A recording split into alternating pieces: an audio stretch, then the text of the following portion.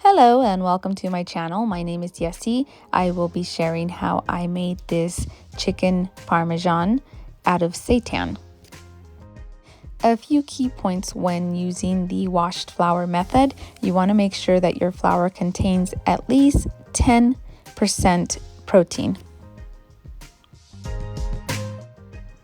When washing the dough, I recently learned that I no longer have to submerge it in water for the first initial hour of resting time. What I did was I created the dough ball and I simply allowed it to rest in the bowl that I needed it in. I then started washing it. Okay guys, if you have yet to watch my vegan drumstick video, please watch the first 12 minutes of that. That will explain in very thorough detail how to achieve great results when washing the starches out of the dough. As you see here, I did speed up the video just a bit. It was about 5 minutes for this part of the video and I didn't want to make it longer than it had to be. So as you see here, I am constantly going in with my hands and trying to keep them the best I can under that water line, and that's to avoid splattering all over the place and making a mess. Washing the starches out of the flour can get messy, so I suggest you do the same. If you see my fingers, I try my best to break up the dough and remove the starches from in between all the crevices there. And I just constantly massage it and knead it under the water. And this takes about 5 minutes for the total of 2 washes, just about. I ended up doing a third wash on this one because I felt that it needed it. The way I determine whether it needs to be washed a little or not is by the color. When I squeeze the water out of the dough, if it's fairly opaque, like white, then I wash it a little extra. The end result for the washed seitan should be not slimy. It should be very elastic and it should bind back together really well.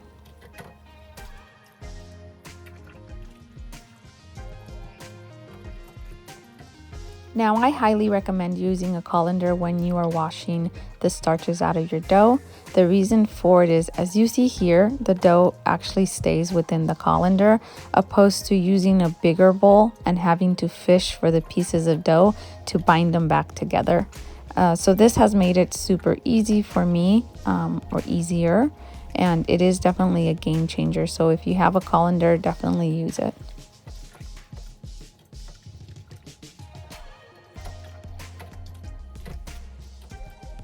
Please pay close attention to what the water looks like at this point. This is close to the end of the first wash.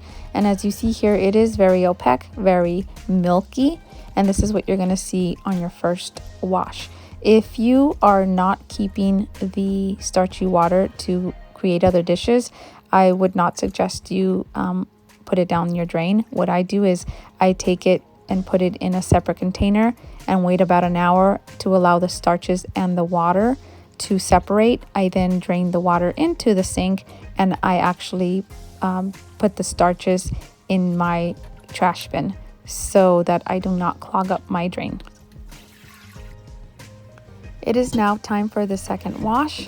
I am going back in to wash it, and I didn't mention this earlier, but I do use warm water when washing the starches out. I feel that it just makes it easier to wash the starches out.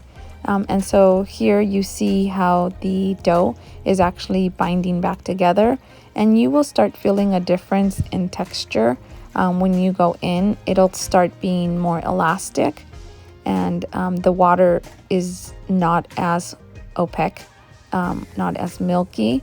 I ended up washing this a third time because I felt that it needed a little extra wash.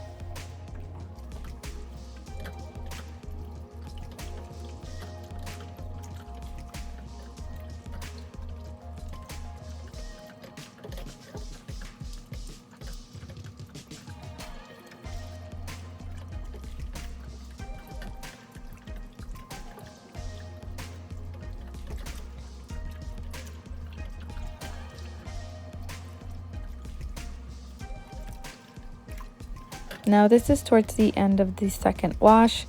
Please pay close attention to what the starchy water looks like at this point. Now I do not wash the flour thoroughly. The reason for it is because I find that the texture is best when there is still some starch left in the dough.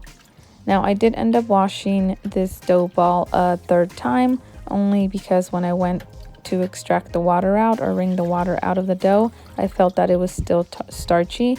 That step is not pictured in the video because I did not record that, but I did want to tell you that I did wash it a third time.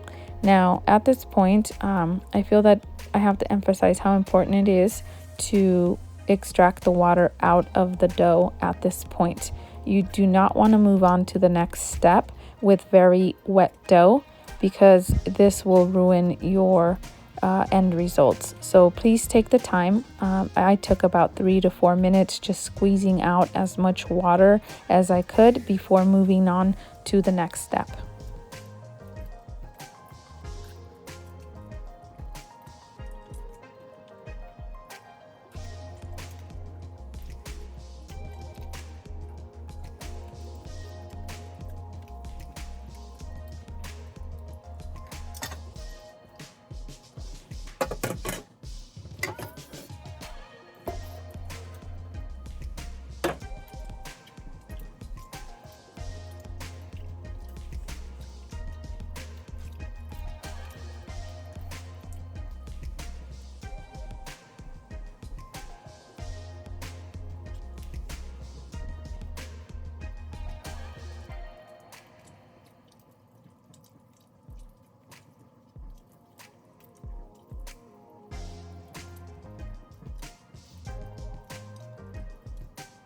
You're gonna go ahead and wash the second dough ball the same way you did the first.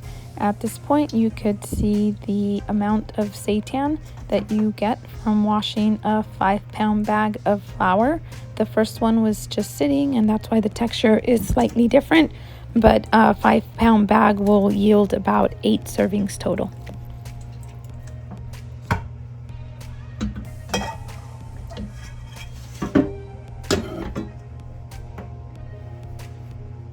I went ahead and I created the seasoning paste using this not chicken, vegan, and gluten-free bouillon cubes. I will go ahead and include the list of ingredients in the description box below. And it is now time to blend the dough and seasoning paste together. I simply use my blender cup. I work in small batches as to not strain my blender motor. And this is what it looks like once it's seasoned. I then go in and I knead it for another 4 or 5 minutes just to make sure that everything is incorporated evenly. I then cut the dough into 8 individual pieces, and I've taken the dough, and I normally do this step where I tuck the dough in towards the back to create little separate balls. This helps with the dough not sticking together, especially if I have them in one container. But please notice it is not wet. There is no water leaking out of it. The consistency is stretchy, but allowing it to rest for at least 40 minutes will make it even more stretchy and ready for the knotting stage.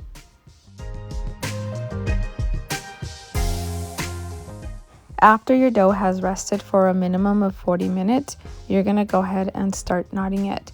I came up with this knotting technique because I wanted to create more of a chicken breast shape, and here's how I do that. I take the dough and stretch it out as much as it will allow, and I just create one knot. And now if you see the knot is only on one side of that, I go ahead and take the other side and I wrap it around the knot. And this is what the bottom looks like. Don't worry too much if it binds together at the bottom or not, because cooking it will do that anyways. So once again, stretch your dough, make the knot on one end, take the other end and wrap it around the knot. Now I figured this one could be used as like mock chicken breast because of the shape, but I have yet to create a dish to use it in. I'm sure that I will come up with something shortly, but this is what it looks like, and you just set it down, and now it's time to cook the seitan. I cooked the seitan 2 ways, and I will show you further along in the video, but I did take all the veggies I had in my fridge and I just chopped them up to create a broth. I added garlic salt to it. The dough is seasoned pretty well, so you don't need to add much to that broth. But this is what I did. I laid out a piece of parchment paper because I didn't want the dough to cling onto the steaming rack. And I cooked it on a very low heat to allow it to flatten. And this is what I achieved by doing that.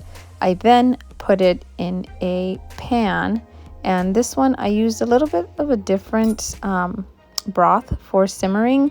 I actually did a little bit of apple juice and some of my favorite McCormick seasoning blend, and it was really delicious. I am really happy with that mixture of ingredients.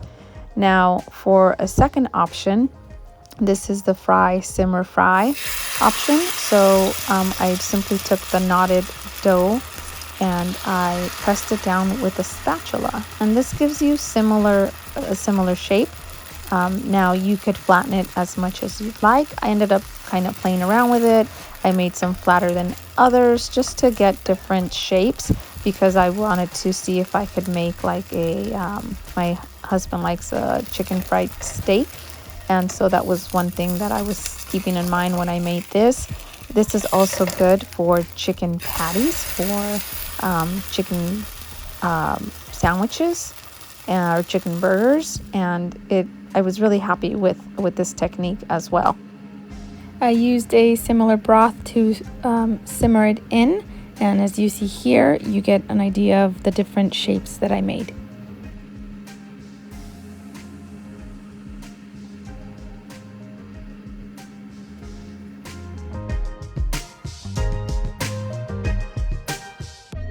I used both a dry mixture and a wet mixture to bread the seitan patties.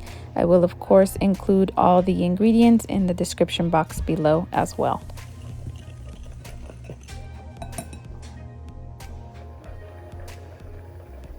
This is how I check when my oil is ready for frying. I put a wooden stick in it. If it bubbles, it's ready to go. I then took the seitan patty and I put it in a wet mixture and a dry mixture for breading, and then I fried it on both sides until golden brown.